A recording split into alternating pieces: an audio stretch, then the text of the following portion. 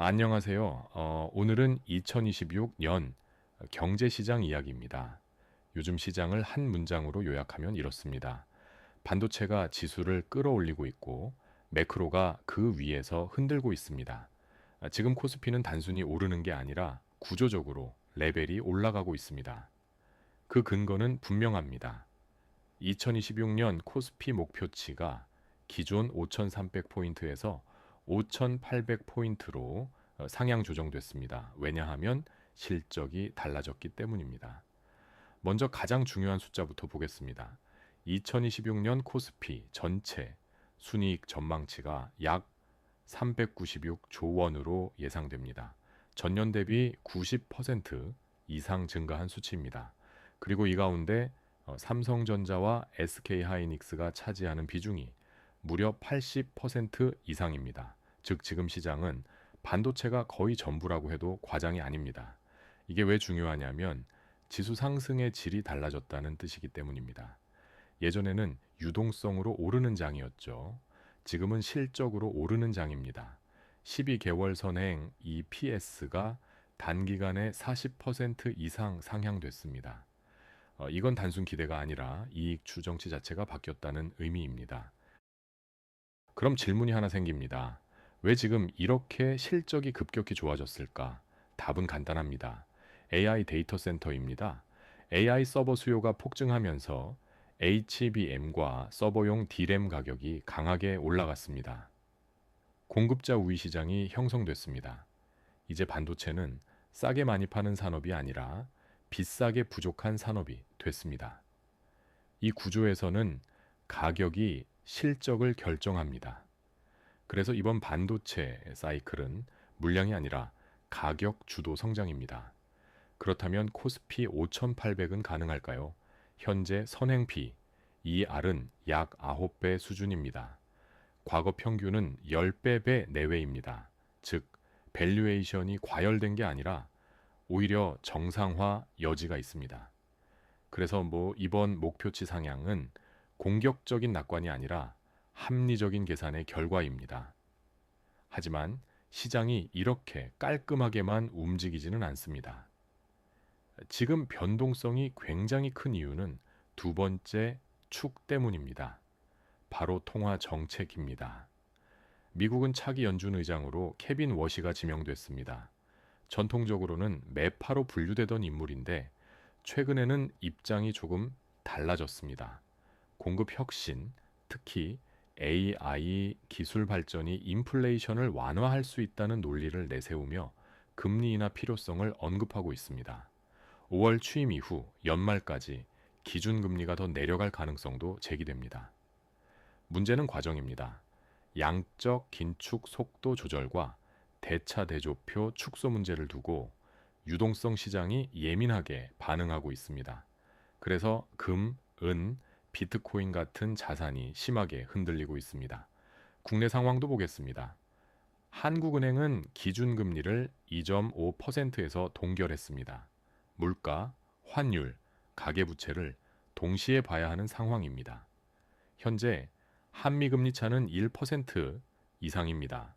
미국이 추가 인에 들어가면 원화 안정 가능성도 열려 있습니다.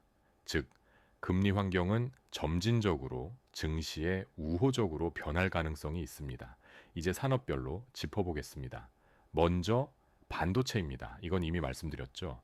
슈퍼 사이클입니다. AI 데이터 센터 수요는 여전히 공급을 초과하고 있습니다. 가격은 강하고 실적은 견조합니다. 단기적으로는 과열 구간이 나올 수 있지만 추세는 살아 있습니다.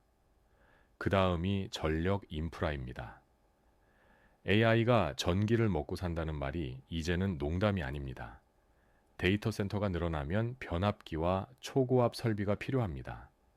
북미와 유럽에서 전력기기 수요가 폭증하고 있습니다. 이 분야 기업들은 어닝 서프라이즈를 기록하고 있습니다. 반도체가 두뇌라면 전력은 혈관입니다. 둘은 같이 갑니다. PC, 비와 패키지 쪽도 중요합니다. 서버형 메모리와 고성능 칩이 늘어나면서 고부가 기판 수요가 확대되고 있습니다. 패키징 난이도가 올라갈수록 이쪽 실적은 탄력을 받습니다. AI 소프트웨어 쪽은 분위기가 다릅니다. AI 에이전트가 등장하면서 기존 앱과 소프트웨어 기업에 대한 교체 우려가 나오고 있습니다. 그래서 일부 소프트웨어 종목은 급락했습니다. 하지만 엔비디아의 젠슨 황은 AI가 기존 도구를 대체하는 게 아니라 고도화한다고 말합니다. 즉 소프트웨어는 옥석 가리기 구간입니다. 반면 하드웨어와 인프라는 여전히 명확한 수혜 구간입니다. 자율주행과 로봇도 마찬가지입니다. 하드웨어가 강합니다. 로봇, 전장, 자율주행은 결국 칩과 전력과 장비가 필요합니다. 이쪽은 구조적 성장 구간입니다. 에너지 쪽도 흥미롭습니다. 미국이 원전 협력을 요구하면서 원자력 관련 기업이 다시 주목받고 있습니다. AI 시대에는 전력 안정성이 핵심이기 때문입니다. 태양광도 마찬가지입니다. 데이터 센터 확장과 연결되면서 전력 솔루션 기업이 재평가되고 있습니다. 이제 변동성 이야기로 넘어가겠습니다. 최근 비트코인이 급락했습니다. 연쇄 청산이 발생했고 유동성 불안이 증시에 번졌습니다. 외국인은 대규모로 매도하고 있고 개인은 빚을 내서 저가 매수에 나서고 있습니다. 이 구조는 단기적으로 시장을 불안하게 만듭니다. 하지만 중요한 건 지수 하단을 누가 지지하느냐입니다. 지금은 반도체 실적이 하단을 받치고 있습니다. 정리해 보겠습니다. 현재 시장은 반도체가 지수의 바닥을 지지하고 있고 매크로 변동성이 상단을 흔드는 구조입니다. 단기적으로는 과열 해소 구간이 나올 수 있습니다. 하지만 실적 기반 우상향 추세는 유효합니다. 그래서 전략은 단순합니다. 변동성 구간에서 주도주를 모으는 겁니다. 반도체, 자동차, 조선 전력 인프라처럼 실적이 확인되는 섹터를 중심으로 접근해야 합니다. 3월 이후 정책 이벤트와 주주총회 시즌이 지나면 다시 상승 탄력이 붙을 가능성이 있습니다. 마지막으로 한 문장으로 정리하겠습니다. 지금 시장은 무너질 장이 아니라 흔들리는 장입니다.